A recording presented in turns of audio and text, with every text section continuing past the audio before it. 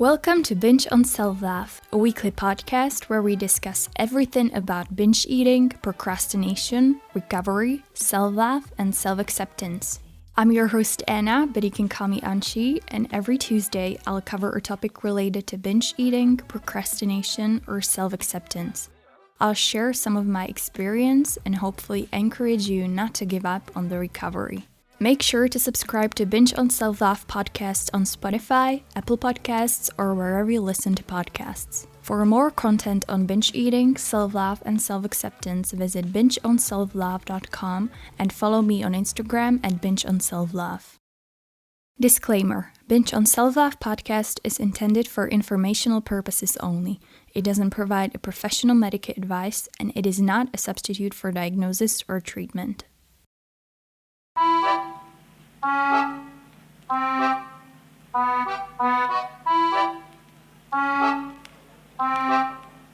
Enchanté.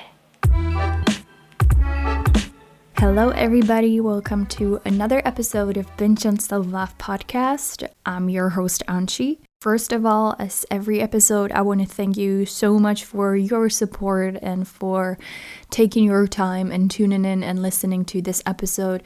It means so much to me. I really enjoy making this podcast, and I'm excited for every episode, and your support and you listening to this really helps me, and it ensures me that it's really important to speak about topics like eating disorders and self-love and self-acceptance and procrastination and all these kind of stuff. So thank you so much for your support. For today's episode, I've decided to do something a little different than I've done so far. As some of you may know, if you've listened to any of the previous episodes, I've been struggling with eating disorders, with anorexia and binge eating disorder to be specific, which is also one of the reasons why I've decided to make this podcast. And I share my experience and some tips and tricks that helped me throughout my recovery journey. But I've realized I've never actually shared more about my experience with eating disorders and about my background and how did I develop an eating disorder, what was my recovery journey. So I decided that today I would like to share a part of my story, because since you listen to this podcast, you deserve to know who I am and where do I come from when I'm talking about binge eating and self-love and self-acceptance, and when I'm giving away different tips and tricks. I also want to say that I completely understand if you do not like listening to personal stories, so feel free to skip this episode. I'll be back next week with a little less self-centered episode for sure. Before we dive in, I want to make sure that you know this is just my story and my experience, and the reason why I want to share it is because I know from my own experience that if you are struggling with something like an eating disorder, then it can be extremely isolating and lonely and depressing. Sometimes learning about someone else's story and that someone is going through the same shit as you are can encourage you not to give up, and it can make you feel less isolated and less lonely in your struggles. So please keep in mind that this is my story, my experience, and your story will be different and everybody else's story will be different. So without further ado, let's get into the episode. When it comes to eating disorders, I think it's important to give you some kind of background of where I think it all started. And I actually don't want to talk about the period when I was struggling with anorexia. It's not that I wouldn't feel comfortable talking about it. I don't have a problem with that. It's more that I feel like it happened so long ago that I already shifted my mind from that period a lot, and I have a different point of view on things now. I feel like it wouldn't come out as honest because I wouldn't describe it as it really was and how I felt at that time, whereas binge eating is something I've struggled for the past 6 or 7 years or so. I'm 26 years old, and my first struggles with food appeared when I was somewhere around 15 or 16. And I honestly can say that I didn't give a damn about food until then. I ate whatever, whenever I wanted. When I was around 15, I had some health issues that I needed to address. I was having a stomach ache, so I went to a doctor and he basically told me that I needed to incorporate more fiber and more vegetable and more fruit into my diet. Honestly, he was completely right because I wasn't eating the healthiest. I was eating a lot of fatty foods. It wasn't like junk food, it was always homemade meals, but it wasn't really that healthy, I would say. And I was honestly missing some kind of balance in what I was eating. Ever since then, ever since the doctor's appointment, me and my parents started to care more about what I was eating, and I must say that my health improved a lot overall in pretty short period of time, which I was really, really happy about. But one thing that happened, which was never the intention of anybody, is that I became, I would say, terrified of certain types of food. For example, a chocolate or to fatty foods or dairy products and stuff like that. The problem was that I wasn't afraid that I would gain weight. I was afraid that I'll be sick again like I was before I started to take more care about what I was eating. And it was honestly much later that I started to associate not eating with the feeling that I have things under my control and with losing weight. I lost a lot of weight because the changes I've made in my diet, but it was more of a consequence of eating different types of foods, I would say. It wasn't intentional. It wasn't like I need to lose weight type of eating at all. I lost a lot of weight. I became more controlling of what I was eating. And fast forward, I was sitting at a psychiatric office with my parents, being diagnosed with anorexia. I've started seeing a therapist pretty soon. Luckily, I was able to recover, but I must say that it was more that I was recovered more physically than mentally, to be honest. I feel like I never really understood why I was doing it. How did I get to the point where I wasn't able to eat, and how did I become so afraid of food? Honestly, from my point of view now, a part of the reason why I developed a binge eating disorder was because I didn't understand why I was so afraid of food in the first place. I thought I was recovered, but I feel now, looking back at it now, I feel like I went straight to binge eating, which was when I was somewhere between 18 and 19. And it all went downhill from there. The first binge that I remember, there are actually two of them that I remember that stood out in my mind. The first binge that I remember was at my 18th birthday party. I remember vividly that I waited until like 6 a.m. before everyone would wake up after the party, and I just went insane and ate everything that I was craving the whole party. It was so much food, and I ate it all like within 20 minutes before anybody started to wake up, and I was like so sick, but I promised myself that I won't tell anybody, and that I'm going to pretend like it never actually happened. The second time that I remember I binged was a year later, around the same time. It was in winter, in February. I got home from my prom, and I got home at like around 2-3 a.m. I'm not sure. And I ate an entire box of chocolate muffins, as I said, at like 2 a.m. because I was starving and I felt sad and I felt tired and I just couldn't help myself. I knew that I'll be sick and I felt so bad. Those were two very first binges that I remember. I can say that binge eating kind of sneaked in, if that makes sense. It started out very slowly and unobtrusive.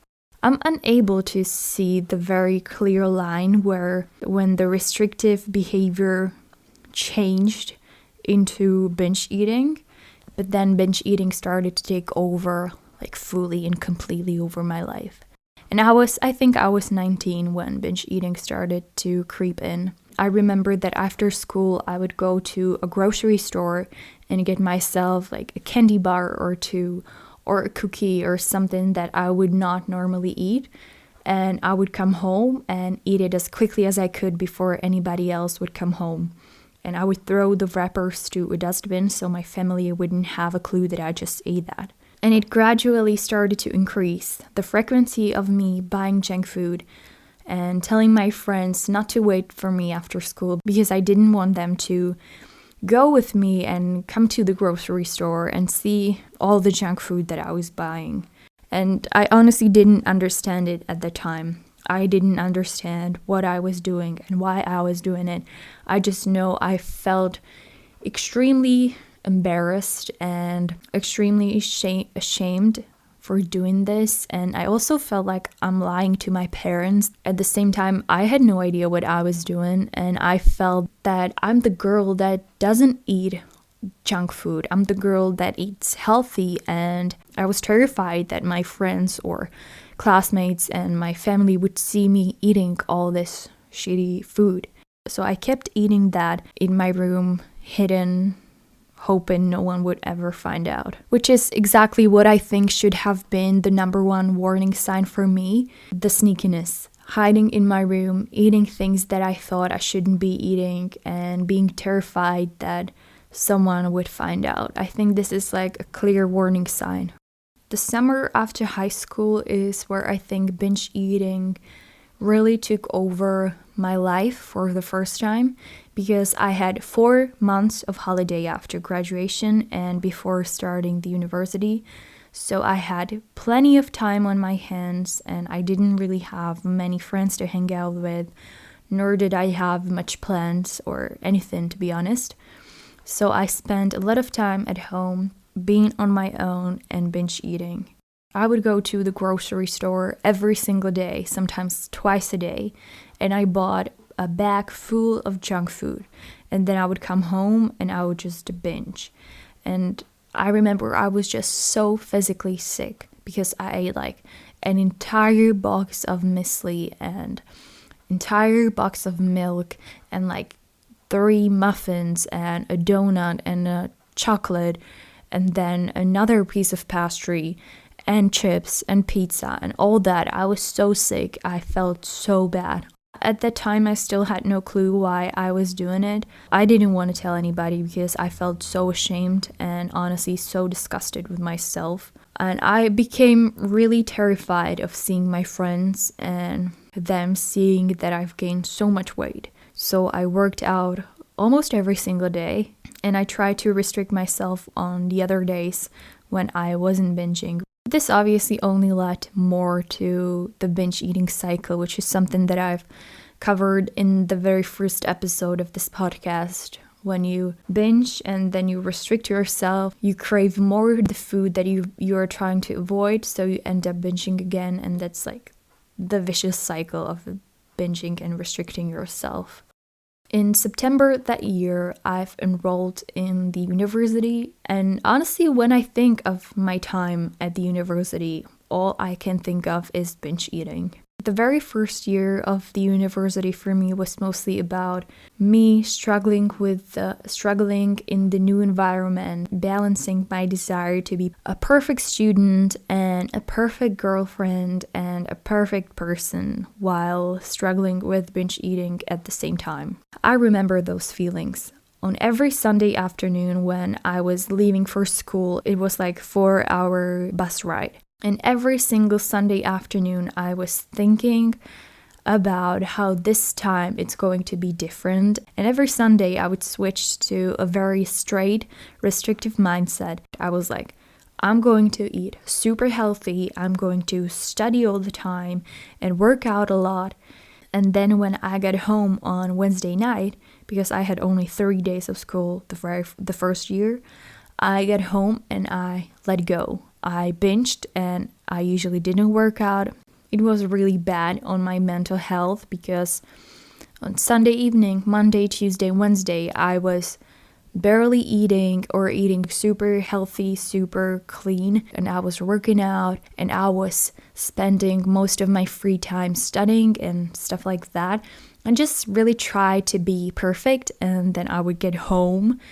I just switched. all of a sudden I didn't give a care about school and I started to binge. It was honestly a pretty crazy period in my life. Again, I didn't tell anybody. I felt like all of that was happening because I felt so much pressure on the university. I still had no clue what I was doing. I've obviously tried to search for as much information as I could, but there wasn't really much about it. I didn't even know what to search for. But I remember I was so relieved when I found a blog of a girl who shared her struggle with binge eating online, and I was like, finally, someone who is going through the same shit. I'm not crazy. I'm not the only one going through this. And it was honestly the first time that I realized that this must be something more than just me not being able to tame my appetite or me loving all this food so much. And honestly, looking back at my life at the university, I must say I'm not really proud of it because it was all about me trying to be a perfect person but failing a big time. I felt so much pressure to pass all my exams on the first try and in everything before the deadline. And I couldn't keep up with that because A, I hated the major I studied. B, I was feeling homesick because I had a boyfriend at home and my whole family was home, and my little brother, who was born a few months before I started at the university, was at home, and I didn't have that much opportunity to see them. I've always been very shy and introverted and find it really hard to make friends or just to meet people and speak to people. Feeling isolated, I obviously inclined to binge eating even more. The first year and a half were really hard in terms of binge eating. I remember one day when I was at school and I was about to go to an exam, I was so stressed and anxious that I locked myself in the school bathroom and I cried. And I was so desperate. I remember I think I had like a panic attack or something. I was like so done. I promised myself not to ever let things go out of control at this level. After a year and a half at the university, I decided to switch from full-time studying to distance learning, mainly because I wanted to make my mental health a priority and I wanted to finally face the binge eating problem.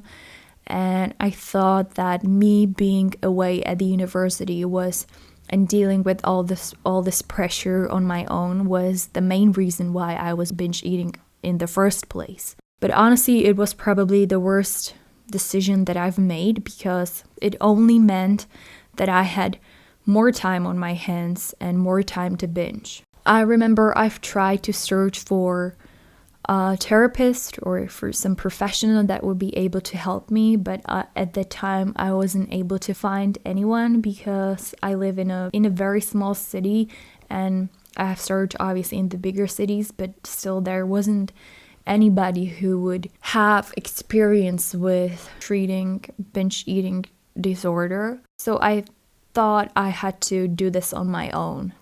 And I obviously had no clue how to do that. So unfortunately, binge eating throughout the year and a half got even worse and it became my escape from reality. When I was binging, I didn't feel anything bad. I didn't feel the heaviness of the reality. I didn't feel sad or anxious or angry with myself. All of that came later. But when I was binging, I was postponing all the bad for later. And for me, binge eating always got worse during the exam period. It may be the same case for you, I don't know. I was super stressed and anxious and depressed, and I was binge eating so much more because I felt like I'm the most stupid, disgusting, incompetent person in the world to be studying at the university, and I honestly believed I was meant to fail. So instead of studying, I binged and I procrastinated watching YouTube, only to feel more and more anxious and depressed as the exams were approaching. And I promised myself each and every time that the next semester is going to be different and I will get better and I'll get help and everything. But Obviously, it never was like that. If something, it was worse. I think I can safely say that at some point, binge eating took over my entire life. It was no longer something that I've done because I was restricting my food or because I was feeling stressed or depressed. It was because it became a habit that I kept repeating every single day, multiple times a day for many, many years. Eventually, I had graduated university and I enrolled in master's degree and I got a job and I moved in with my boyfriend, but still I was binge eating and food was all I could think about. I've literally spent everything that I've earned, all money that I had saved, and I spent it all on binge food. I went to the store every single day and I bought a bag or two full of junk and I would come home and eat it all. And I would binge on anything from pizza through pastry, chocolate, ice cream, cookies, to things like rice and bread and yogurt, just simply anything that could make me feel good and make me forget the reality and make me forget everything that I had to do that day. And every night I was laying in my bed with my stomach so full that I thought it literally will explode. And I promised myself every single day that this was the last time it happened and I'll never do it again. One thing that I think people who never had any issues with binge eating or any eating disorder per se is how lonely and isolated eating disorders can make you feel. And that after some time, it's no longer just about food, it's about controlling your emotions and avoiding and dealing with uncomfortable situations and about the relationship you have with yourself. I got to a point where I no longer wanted to meet any of my friends. I was honestly terrified that they would see me and they would see how much weight I gained. And I didn't want them to ask me what I was up to because all I was doing was literally binging, and that's obviously not something you want to tell people about. I preferred staying home and binging rather seeing my boyfriend because I was so ashamed of myself. And I gave up on all my hobbies and my dreams, and unfortunately I built aversion to sport and to exercise because I came to a conclusion that there was no point in working out if I'm going to binge anyway. So that was it. That was my life for about 4 years in a row. As I've said, I've started binge eating on a regular basis when I was 19, and I was binging continuously until I think 23 or 24. I'm 26 now, and I started seeing a therapist when I was, I think, 23. And I can say that the past 2 years of my life were much better in terms of binge eating. I cannot say that I've never binged, but my binges were much less intense than before, less frequent, and I was also much more able to understand why I binged. And now that I've shared my binge eating journey and how it was for me, I also thought it could be a good idea to share some of the things that I feel like helped me when it comes to recovering from binge eating. But I want to emphasize that I'm not a professional, and please don't take this as an ultimate guide on how to stop binge eating. These are just some things that I personally believed helped me a lot when it comes to binge eating recovery. So I think that essentially there are 3 things that helped me the most to get where I am now. Number 1 is therapy. When it comes to therapy, I want to emphasize that for the longest time, I believed that I had to go through this on my own and that nobody can help me, and that there is nobody who could even help me to deal with binge eating, and that no one could understand what I was going through. And I also felt super embarrassed and disgusted with myself, and I didn't want to tell anybody. But honestly, getting a therapist was the best decision I've ever made when it comes to binge eating, because I finally started to face the problem and not to run away from it.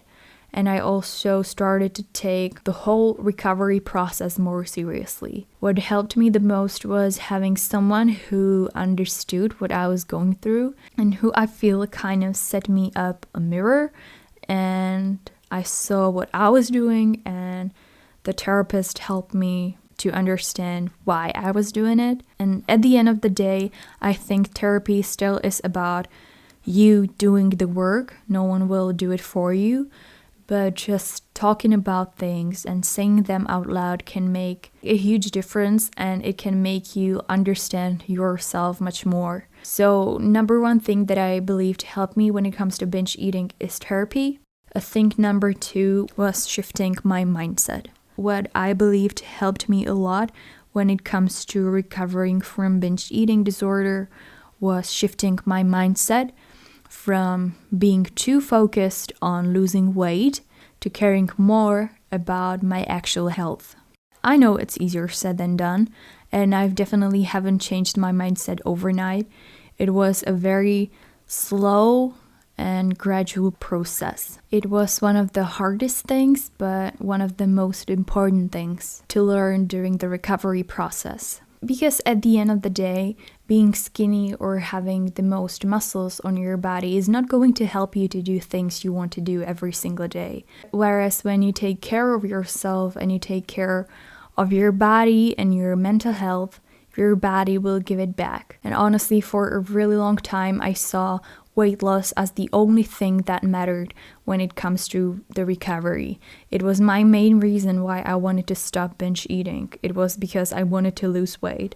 And obviously it never lasted too long. Having weight loss as my main goal and my main source of motivation got me through like 2 or 3 days, and then I would just give up and quit and binge even more than before. But thinking more about what binge eating is doing to my body and to my health, paying attention to all of the signs my body was giving me, like being bloated all the time and having stomach ache even when I wasn't binging, and feeling out of breath and having problems with my teeth and my skin being irritated all the time, but also mentally feeling like shit 24/7. When I started to focus more on this and more on what I'm feeding my body with, it became a much stronger source of motivation to me. I can pretty much say it became my why in terms of the recovery that I believed actually helped me to get through it.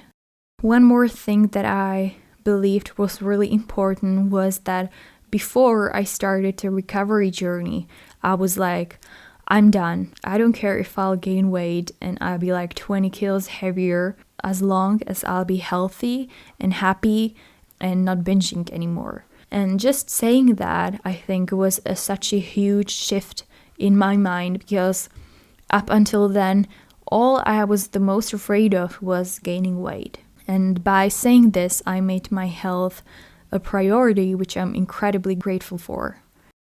And also a very important shift in my mindset was not trying to approach food as good and as bad, which is something most people with eating disorders struggle with. We create this list of things that we feel are safe to eat and that we believe won't make us gain weight, and then there's a list of food that we marked as bad, which is usually everything we crave and everything we wish we could eat.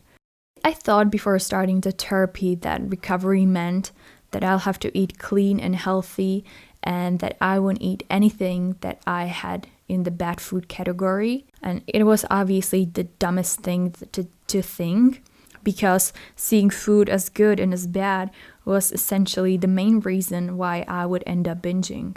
In reality, what I needed to learn was to stop restricting myself and start listening more to my body and being more flexible in what I was eating. Anyone who struggles with binge eating knows that eating like one thing that was on your quote bad food list, for example, a cookie or a slice of pizza, was like trigger of the I already screwed up I can now eat everything as well because it doesn't really matter anymore mindset.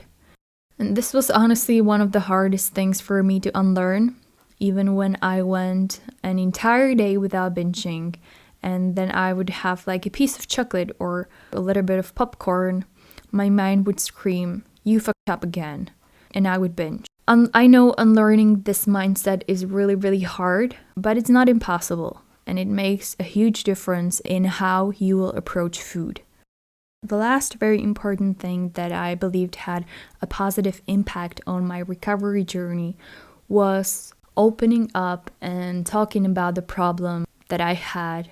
I talked about it with my therapist, but most importantly, I admitted it to my family. I talked about it with my boyfriend, and I honestly cannot thank him enough for all the hours he spent listening to me and supporting me and talking to me about everything that was on my mind. And I've also talked about it with my mom and my brother and my best friend, and now also other people know because of this podcast. I still feel that binge eating is something that not as many people talk about because it's something that makes a lot of us feel ashamed. I think it's something that most of us don't even really understand. We don't know why we're doing it. Yeah, and opening up about it helped me a lot. And of course, it wasn't easy to admit it, and it was uncomfortable to talk about it, mainly because I was afraid that people won't understand. Because eating disorders for many people mean you're not eating and you're super skinny, and anything else than that just doesn't really make sense to them. But my family was really supportive, and I'm incredibly grateful for that. If you have someone close to you, someone you trust, consider talking to them about your problem, sharing your problem. You don't need to ask them for advice on binge eating disorder. Obviously, that's a job for a professional, but sharing your problem with someone honestly feels like a weight has been lifted off your shoulders. They can support you, they can encourage you on the recovery journey, and they will be there when things get hard. As of right now, I'm at a point where I'm not binging, but I feel like with eating disorders, especially with binge eating, it's really difficult to say like I'm fully recovered and I don't binge anymore, because from my experience, there were periods when I was absolutely sure that I would never ever binge again, and then something happened and I binged. So I'm kind of more reserved when it comes to saying that I have fully recovered, but this is just my opinion. It doesn't have to be like that for everybody. And as of right now, I'm not binging, and I feel incredibly grateful for that and happy about it. Also, I'd like to say that I've shared my story not to pity me or not to make anybody feel sorry for me. That's really not the point. I shared it because I know it could help someone out there not to feel as alone in their struggles and not to feel as isolated.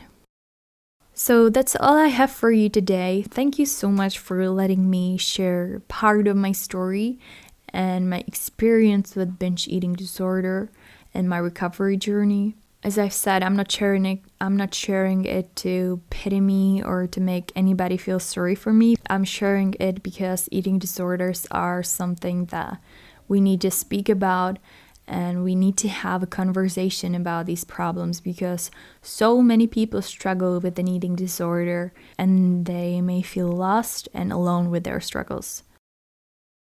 Thank you so much for taking your time and for tuning in. If you enjoyed this episode, make sure to subscribe to Binge on Self-Love podcast on Spotify, Apple Podcasts, or wherever you listen to podcasts so you don't miss any future episodes. You can find more content on binge eating, procrastination, and self-love at bingeonselflove.com, and follow me on Instagram at bingeonselflove. Talk to you soon. Bye!